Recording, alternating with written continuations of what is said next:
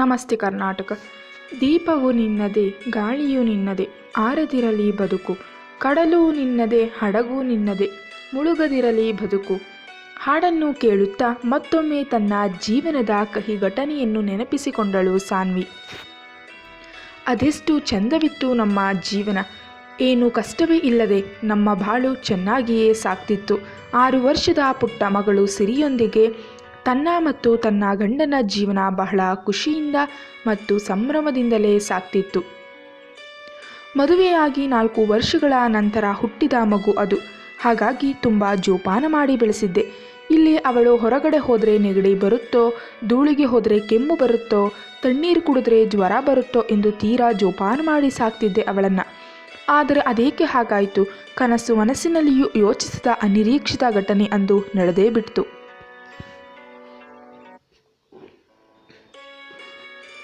ನನ್ನ ಗಂಡನೂ ಸಹ ಸಿರಿಯನ್ನು ತೀರಾ ಮುದ್ದು ಮಾಡಿ ನೋಡ್ಕೊಳ್ತಿದ್ರು. ಅವಳು ಕೇಳೋದಕ್ಕೆ ಮುಂಚೆಯೇ ಎಲ್ಲ ರೀತಿಯ ಗೊಂಬೆಗಳು, ಪುಸ್ತಕಗಳು, ಬಟ್ಟೆಗಳು ಅವಳ ಮುಂದೆ ಇರ್ತಿದ್ದವು.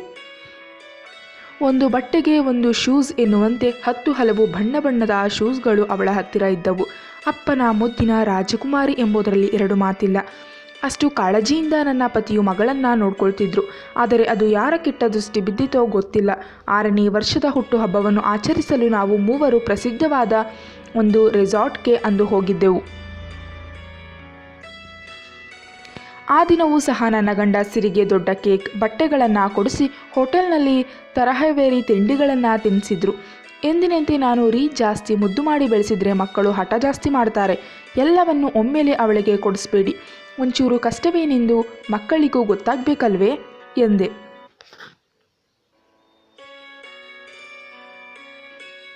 ಅದಕ್ಕೆ ನನ್ನ ಪತಿ, ಇಲ್ಲ, ನನ್ನ ಮುದ್ದು ಮಗಳು ಸಿರಿಗೆ ಯಾವ ಕಷ್ಟವೂ ಬರಬಾರ್ದು, ಬರೋದಕ್ಕೂ ನಾನು ಬಿಡೋದಿಲ್ಲ.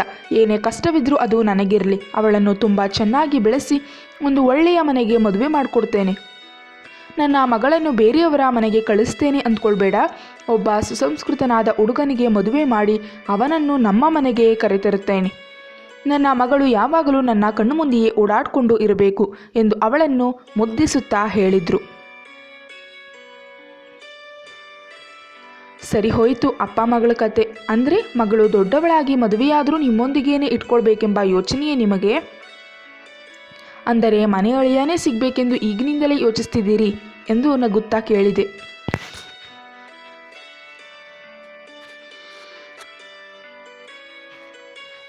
ಹೌದು, ಮತ್ತೆ ನನ್ನ ಮಗಳು ಕಣ್ಣು ಮುಂದೆ ಓಡಾಡ್ಕೊಂಡಿದ್ರೇ ನನಗೆ ಧೈರ್ಯ. ಅವಳು ಒಂದು ಕ್ಷಣ ಆ ಕಡೆ ಈ ಕಡೆ ಹೋದರೂ ನನಗೆ ಭಯವಾಗುತ್ತೆ. ನನ್ನ ಮುತ್ತಿನಂತಹ ಮಗಳನ್ನು ಎಲ್ಲಿಗೂ ಕಳಿಸೋದಿಲ್ಲ. ಅವಳೆಂದಿಗೂ ನಮ್ಮೊಂದಿಗೇನೆ ಇರಬೇಕು ಎಂದರು.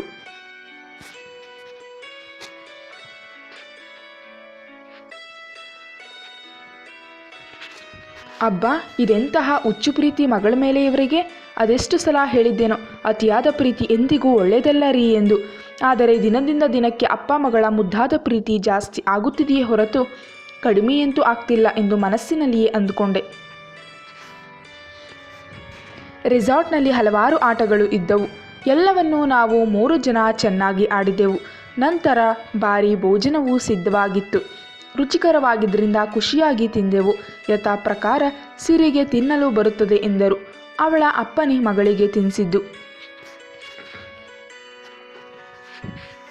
ಸಿರಿ ದೊಡ್ಡವಳಾಗಿದ್ದಾಳೆ, ಅವಳು ತಿನ್ನಲು ಕಲಿತಿದ್ದಾಳೆ ಎಂದರೂ ಅವಳ ಅಪ್ಪ ಕೇಳುವ ಸ್ಥಿತಿಯಲ್ಲಿ ಇರಲಿಲ್ಲ. ಅದೇನೋ ಅತಿಯಾದ ಮುದ್ದು ಅವರಿಗೆ. ಸರಿ ಹೋಗಲಿ ಎಂದು ನಾನು ಸುಮ್ಮನಾದೆ.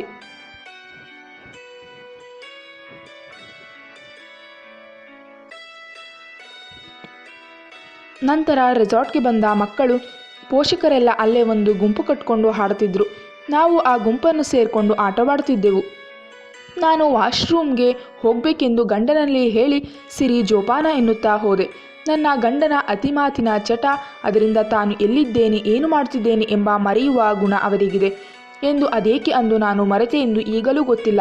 ಬಹುಶಃ ನನ್ನ ಪ್ರಕೃತಿ ಕರೆಯು ನನಗೆ ಆ ವಿಷಯವನ್ನು ಮರೆಯುವಂತೆ ಮಾಡಿತು ಎನಿಸುತ್ತೆ. 10-15 ನಿಮಿಷದ ನಂತರ ನಾನು ಮತ್ತೆ ಅವರಿಬ್ಬರು ಇದ್ದ ಕಡೆ ಬಂದೆ. ಆದರೆ ಅಲ್ಲಿ ನನ್ನ ಪತಿಯೂ ಇರಲಿಲ್ಲ, ಸಿರಿಯೂ ಇರಲಿಲ್ಲ.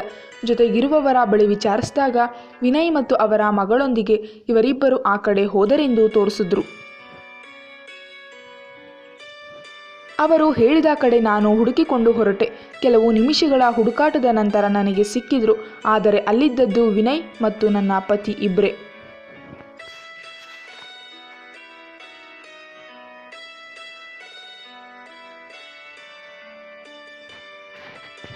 ರೀ ಸಿರಿಯಲ್ಲಿ ಎಂದು ನಾನು ನನ್ನವರನ್ನ ಕೇಳಿದೆ. ಆಗ ಇವರಿಗೆ ಮಾತಾಡುತ್ತಾ ತಾವು ಮಗಳನ್ನು ವಿನಯ್ನೊಟ್ಟಿಗೆ ಇಲ್ಲಿಯವರೆಗೂ ಕರೆತಂದದ್ದು ಗೊತ್ತಾಯಿತು. ಹಾಂ ಹೌದು ಸಿರಿ, ಅವಳು ವಿನಯ್ ಮಗಳೊಟ್ಟಿಗೆ ಇಲ್ಲೇ ಆಡಿ ಬರ್ತೇನೆ ಎಂದು ಹೋದ್ಲು, ಬಾ ನೋಡೋಣ ಎಂದರು. ಅದು ಹೇಗೆ ಅವರಿಬ್ಬರನ್ನೇ ನೀವಿಬ್ಬರು ಹೋಗಲು ಬಿಟ್ರಿ? ಅಷ್ಟು ಜ್ಞಾನ ಬೇಡವಾ ನಿಮಗೆ ಎಂದು ಓಡುತ್ತಾ ಎಲ್ಲ ಕಡೆ ಹುಡುಕಲು ಶುರು ಮಾಡಿದೆ.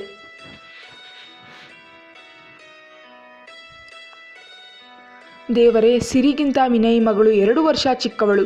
ಇವರಿಬ್ಬರು ಎಲ್ಲಿಗೆ ಹೋದರು ಎಂದು ಹುಡುಕಲು ಶುರು ಮಾಡಿದೆ. ವಿನಯ್ ಮತ್ತು ನನ್ನ ಪತಿ ಸಹ ಒಂದೊಂದು ಕಡೆ ಹುಡುಕುತ್ತಾ ಹೋದರು. ಹೀಗೆ 10 ನಿಮಿಷ ಕಳೆಯಲು ವಿನಯ್ನ ಧ್ವನಿ ಜೋರಾಗಿ ಕೇಳಿತು. ಸಾನ್ವಿ ಬನ್ನಿ ಇಲ್ಲಿ ಎಂಬ ಕೂಗು. ಆ ಕೂಗು ಎಷ್ಟು ತೀಕ್ಷ್ಣವಾಗಿತ್ತು ಎಂದರೆ ಇಷ್ಟು ವರ್ಷವಾದರೂ ನನ್ನ ಕಿವಿಯಲ್ಲಿ ಇನ್ನೂ ರಿಂಗಣಿಸುತ್ತಿದೆ. ಅಂತಹ ಕೂಗು ಅದಾಗಿತ್ತು. ನಾನಂತೂ ಒಂದೇ ಕ್ಷಣದಲ್ಲಿ ಅವರು ಕಿರುಚಿದ ಜಾಗಕ್ಕೆ ನೆಗೆದೇ ಹೋದೆ ಎನ್ನುವುದು. ಆದರೆ ಪರಿಸ್ಥಿತಿ ಕೈಮೀರಿತ್ತು. ಸಿರಿಯಂತೆ ನಮ್ಮ ಜೀವನದಲ್ಲಿ ಕಾಲಿಟ್ಟ ನಮ್ಮ ಪುಟ್ಟು ಕಂದ ಅದಾಗಲೇ ಜವರಾಯನ ಹತ್ತಿರ ಹೋಗಾಯಿತು. ಮಕ್ಕಳಿಬ್ಬರು ಆಡುತ್ತಾ ಈಜುಕೊಳದ ಹತ್ತಿರ ಹೋಗಿದ್ರು. ವಿನಯ್ ಮಗಳು ಆಡುತ್ತಿದ್ದ ಚೆಂಡು ಕೈಜಾರಿ ನೀರಿಗೆ ಬಿತ್ತೆಂದು ಸಿರಿ ಅದನ್ನು ತೆಗೆಯಲು ಪ್ರಯತ್ನಿಸುತ್ತಿದ್ದಾಳೆ. ಪರಿಣಾಮ ಮುಗ್ಗರಿಸಿ ನೀರೊಳಗೆ ಬಿದ್ದಿದ್ದಾಳೆ. ಇದನ್ನು ಕಂಡ ವಿನಯ್ನ ಮಗಳಿಗೆ ಸ್ವಲ್ಪ ಹೊತ್ತು ಏನೆಂದು ಗೊತ್ತೇ ಆಗಿಲ್ಲ. ಕೊನೆಗೆ ವಿಷಯವನ್ನು ತಿಳಿಸೋಣವೆಂದು ತನ್ನಪ್ಪ ಇರುವ ಜಾಗವನ್ನು ಹುಡುಕ್ತಾ ಹೋಗಿದ್ದಾಳೆ. ಆದರೆ ಪುಟ್ಟ ಮಗುವಾದ್ದರಿಂದ ಅವಳು ದಾರಿ ತಪ್ಪಿದ್ದಾಳೆ. ಕೊನೆಗೆ ತನ್ನಮ್ಮ ಇದ್ದ ಗುಂಪಿಗೆ ಸೇರಿದ್ದಾಳೆ. ಅಷ್ಟರೊಳಗೆ ಈಜು ಬರದ ಸಿರಿಯ ಉಸಿರು ನೀರೊಳಗೆಯೇ ನಿಂತಿದೆ.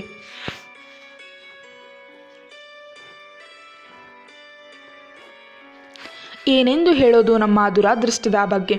ಅಷ್ಟು ಸಮಯ ಅಲ್ಲಿ ಕಾವಲು ಕಾಯ್ತಿದ್ದ ಹುಡುಗ ಈ ಮಕ್ಕಳು ಬರುವ 10 ನಿಮಿಷದ ಕೆಳಗೆ ಊಟ ಮಾಡಲು ಎಂದು ಬೇರೆ ಕಡೆ ಹೋದಂತೆ. ಬಂದಿದ್ದ ತಂಡದ ಜನರೆಲ್ಲರೂ ಬೇರೆ ಕಡೆ ಒಟ್ಟಿಗೆ ಕುಳಿತು ತಿನ್ನುತ್ತಾ ಹರಟೆ ಹೊಡಿತಿದ್ರೆ, ಹಾಗಾಗಿ ಇಲ್ಲಿಗೆ ಯಾರೂ ಬರೋದಿಲ್ಲವೆಂದು ಇನ್ನೊಬ್ಬನಿಗೆ ಕಾವಲು ಕಾಯಲು ಹೇಳಿಲ್ಲ. ಆ ಸಮಯದಲ್ಲೇ ನನ್ನ ಮಗಳು ಈಜುಕೊಳದಲ್ಲಿ ಬಿದ್ದು ಜೀವ ಕಳೆದುಕೊಂಡಿದ್ದಾಳೆ.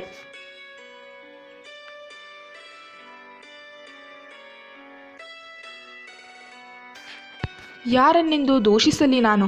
ಮಧ್ಯದಲ್ಲಿಯೇ ಇವರಿಬ್ಬರನ್ನು ಬಿಟ್ಟು ವಾಶ್ರೂಮ್ಗೆ ಹೋದ ನನ್ನನ್ನೇ, ಅಥವಾ ಮಗಳನ್ನು ತನ್ನ ಜೀವಕ್ಕಿಂತಲೂ ಹೆಚ್ಚು ಪ್ರೀತಿಸ್ತಿದ್ರು ಮಾತಿನ ಚಟಕ್ಕೆ ಮಗಳನ್ನು ಮರೆತ ನನ್ನ ಗಂಡನನ್ನೇ, ಅಥವಾ ಗೆಳತಿ ಬೀಳಿಸಿಕೊಂಡ ಚೆಂಡನ್ನು ತೆಗೆದುಕೊಳ್ಳಲು ಸಹಾಯ ಮಾಡಲು ಹೋದ ನನ್ನ ಪುಟ್ಟ ಸಿರಿಯನ್ನೇ, ಅಥವಾ ಕಾವಲುಗಾರನ ಬೇಜವಾಬ್ದಾರಿತನವನ್ನೇ, ಅಥವಾ ವಿಧಿಯಾಟವನ್ನೇ? ಯಾರನ್ನೆಂದು ದೂಷಿಸೋದು? ದೂಷಿಸಿ ಮಾಡೋದಾದರೂ ಏನನ್ನು? ನನ್ನ ಪುಟ್ಟ ಸಿರಿಯ ಜೀವ ಅದಾಗಲೇ ಹೋಗ್ಬಿಟ್ಟಿತ್ತು. ನನಗಿಂತ ಹೆಚ್ಚು ಮುದ್ದು ಮಾಡುತ್ತಾ ತನ್ನ ಜೀವವಂತೆ ನೋಡ್ಕೊಳ್ತಿದ್ದ ನನ್ನ ಪತಿಯ ಮುಖವನ್ನು ನೋಡೋದಕ್ಕೆ ಆಗಲಿಲ್ಲ. ತಾನೇ ತನ್ನ ಮಗಳ ಜೀವಕ್ಕೆ ಕುತ್ತು ತಂದನೇನು ಎಂಬ ಅಪರಾಧಿ ಪ್ರಜ್ಞೆ ಅವರಲ್ಲಿ ಸೇರಿಬಿಟ್ಟಿತ್ತು.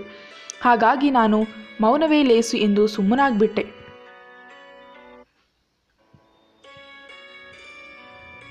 ಸಿರಿ ಇಲ್ಲದ ಜೀವನವನ್ನು ನಾವು ಕಲ್ಪನೆಯನ್ನು ಮಾಡಿಕೊಂಡಿರಲಿಲ್ಲ. ಮನೆಯ ಮೂಲೆ ಮೂಲೆಯಲ್ಲೂ ಕಣ ಕಣದಲ್ಲಿಯೂ ಅವಳೇ ಇದ್ದಾಳೆ ಎನಿಸ್ತಿತ್ತು. ಸಾಲದಕ್ಕೆ ಅವಳ ಅಪ್ಪ ಕೊಡಿಸಿದ ಬಣ್ಣ ಬಣ್ಣದ ಚಂದನಿಯ ಶೂಗಳು ನನ್ನನ್ನು ಮತ್ತು ಅವಳ ಬಗ್ಗೆ ಯೋಚಿಸುವಂತೆ ಮಾಡುತ್ತಿತ್ತು. ಅದೇಕಾದರೂ ಅಂದು ರೆಸಾರ್ಟ್ಗೆ ಹುಟ್ಟಿದ ಹಬ್ಬ ಆಚರಿಸಲು ಹೋದೆವು. ಸುಮ್ಮನೆ ಮನೆಯಲ್ಲಿಯೇ ಇದ್ದರೆ ಆಗ್ತಿತ್ತು. ದೇವರೇ, ಅವಳ ಹುಟ್ಟಿದ ದಿನ ಸತ್ತ ದಿನ 2 ಒಂದೇ ದಿನ ಆಯ್ತಲ್ಲ, ಇದೆಂತಹ ಕ್ರೂರ ಶಿಕ್ಷೆ ನಮಗೆ ಕೊಟ್ಟೆ ಎಂದು ದಿನವೂ ಬಿಕ್ಕಿ ಬಿಕ್ಕಿ ಅಳುತ್ತಿದ್ದೆ.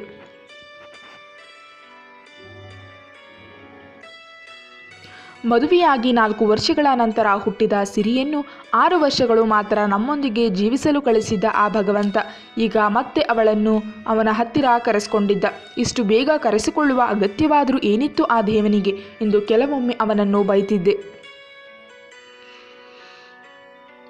ಸಿರಿ ನಮ್ಮಿಂದ ಮರೆಯಾಗಿ 4 ವರ್ಷಗಳೇ ಕಳೆದಿವೆ. ಈಗ ಮತ್ತೆ ನನ್ನ ಒಡಲಲ್ಲಿ ಕೂಸೊಂದು ಮೂಡುತ್ತಿದೆ. ಮಗುವಿಗೆ ಏನೂ ತೊಂದರೆ ಇಲ್ಲ, ಆರೋಗ್ಯವಾಗಿ ಬೆಳೀತಿದೆ ಎಂದು ಕೆಲವು ದಿನದ ಹಿಂದಷ್ಟೇ ಡಾಕ್ಟರ್ ತಿಳಿಸಿದ್ರು. ಮತ್ತೆ ನಮ್ಮ ಮನೆಯಲ್ಲಿ ಜೀವಂತಿಕೆಯ ಕಳೆ ಬಂದಿದೆ. ನನ್ನ ಪತಿಯ ಮುಖದಲ್ಲಿ ಅಪರಾಧಿ ಪ್ರಜ್ಞೆ ಮರೆಯಾಗಿ ಮಂದಹಾಸ ಮೂಡಿದೆ.